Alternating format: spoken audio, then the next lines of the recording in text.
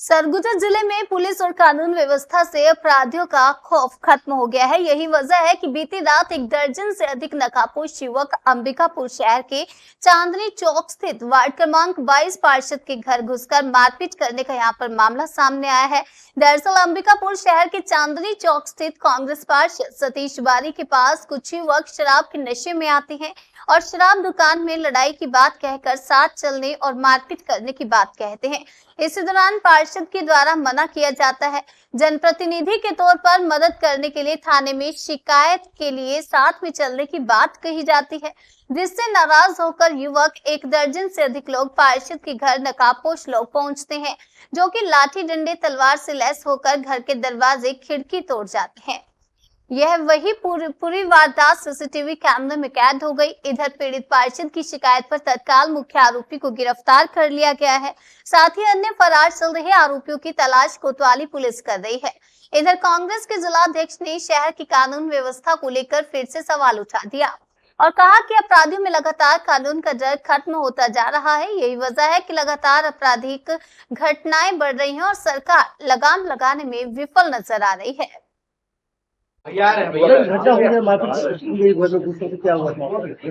अभी 8 बजे के आसपास मैं अपने घर पे ही था। मोहल्ले का एक लड़का है गणेश उर्फ गोलू, वो मेरे घर के पास आया मारुति डिजायर कार से और कुछ देर पहले मेरे को फ़ोन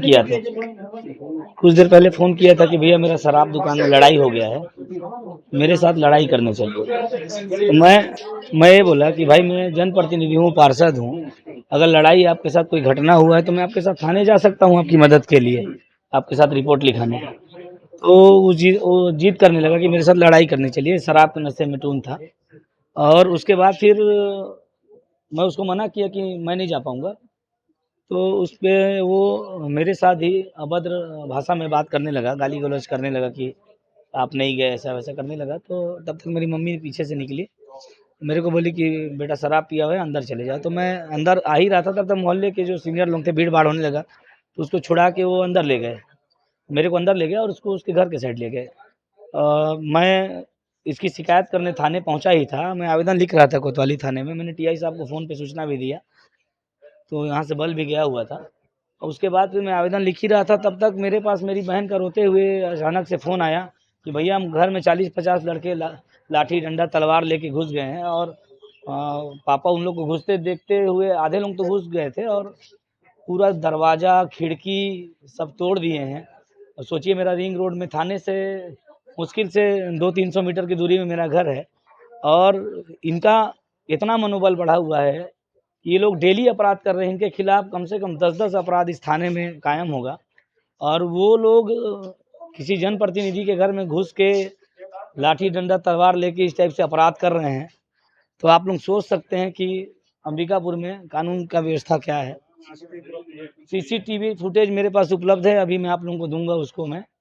और साथ ही अभी मेरे को बार-बार उनके लड़के लोगों के द्वारा जान से मारने की धमकी भी दी जा रही है कि आपको कितने दिन तक पुलिस वाले बचाएंगे। तो ये घटना हुई है और मेरे घर का काफ़ी सामान भी अभी। ये लोग मायापुर के हैं, यही सामने उनका मोहल्ले पंचदेव मंदिर के पीछे इनका घर है। इनके साथ कई मोहल्ले के लड़के वहाँ पे। और एक बात बताऊंगा कि ये लोग नकाब पहन के आए थे। आप सोचिए कि अपराध का स्तर कितना बढ़ गया है अंबिकापुर में कि ये लोग नकाब पहन के किसी के घर में घुस रहे हैं, लड़ाई झगड़ा कर रहे हैं और ताकि उनकी पहचान ना हो पाए। ये चांद नाम का लड़का है इनका जो आज लड़ाई किया है, उसका छोटा भाई है। कल ही उसके खिलाफ इस थाने में अपराध दर्ज हुआ है। कम से मैं चाहता हूँ मेरे साथ न्याय होना चाहिए। बिना मतलब के किसी से अगर लड़ाई होता है घर में, इस टाइप से अगर अपराध दर्ज होता है इस शहर में, बड़ा घटना मानना होगा क्योंकि इतने सारे लोग एक घर में घुसे हैं। छोटे छोटे मेरे भी बच्चे हैं, मेरी बहन है, मेरी माँ है। अगर किसी को अगर गंभीर चोट आती है तो इसका जवाबदारी कौन लेता। तलवार डंडे लाठी बिन बेखौफ होकर लोग घर में घुस के मारपीट करने का प्रयास कर रहे हैं। कांग्रेस पार्षद के घर में एक बड़ी संख्या में, उसमें से कुछ नकाबपोश भी थे और घर के अंदर घुस के और एक मजबूत लकड़ी के दरवाजा को तोड़ने का भी प्रयास किए और महिलाएं और परिवार के लोग थे। उस समय पार्षद शिकायत को लेकर के थाने में आए हुए थे और सतीश बारी के घर में जिस तरीके से लोग घुसे, ये बहुत क्लियर दिख रहा है कि अब जनप्रतिनिधि और आम जनता इस सरकार में सुरक्षित नहीं है।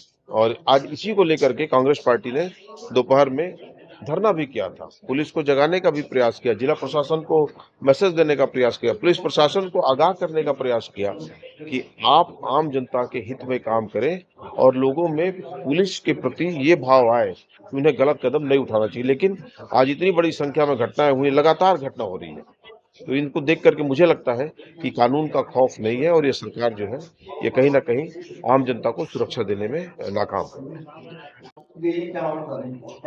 वार्ड क्रमांक 22 के पार्षद सतीश बारी जिनसे गणेश उर्फ गोलू ये इनके घर के आसपास आके इनसे अपने साथ चल के एक झगड़े में सुलह समझौता कराने और लड़ने के लिए बात कर इनसे मदद मांगने के लिए आया था, जिसमें इन्होंने मना किया और ये इनके साथ ही गाली गलौज करते हुए इनसे मारपीट और पैसे की मांग करने लगा, जिस पर से इन्होंने से वहाँ जाने के लिए कहा। बाद में ये अपने अन्य साथियों के साथ आके 30 से 35 लोगों के साथ आके इसने घर में मारपीट की है और घर में तोड़फोड़ और घर के गेट को भी तोड़ा है, और जिस पर कि वैधानिक कार्रवाई की जा रही है और प्रथम सूचना पत्र दर्ज करके आरोपी के खिलाफ शीघ्र कार्रवाई की जाएगी।